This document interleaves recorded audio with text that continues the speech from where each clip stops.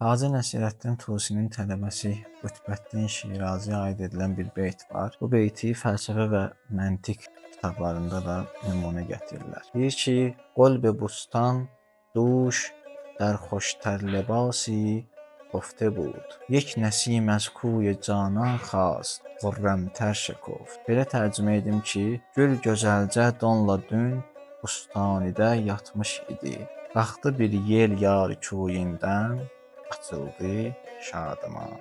Fəlsəfədə məqulat-ı əşərə, yəni 10 deyilənlər deyə bir bəhs var. Yəni bir varlığı, bir nəsnəni ifadə etmək üçün, vəsf etmək üçün təməl 10 kateqoriya. Onlardan biri cövhər, qalan 9-u isə ərəzdir. Cövhər özlüyündə var olan bir şeyə deyirlər bir mövzuda. Ərəz isə o cövhərə aid edilib, ona artırılan və cövhər olmadan varlığı olmayan nəsnədir. Bu beytdə məqulat-ı əşərənin hamısı işlədilib. Bu 10 kateqoriyanı beytin üzərində izah etsək, gül burada cövhərdir. Bustan məkandır. Dün, yəni dünən gecə zamandır. Gözəlcə donun sifəti olaraq keyfiyyətdir. Don mülkiyyətdir, yəni gülün mülkiyyətindədir. Gül dona malikdir. Yatmış idi vəziyyətdir. Bir yer ifadəsindəki bir kəmiyyətdir. Yarın koyu izafətdir. Yəni küçə artırılıb izafə edilib. Qalxdı, yəni yerin, küləyin qalxmağı feildir. Feil yəni burada təsir edən bir iş. Açıldı, yəni gülün açılmağı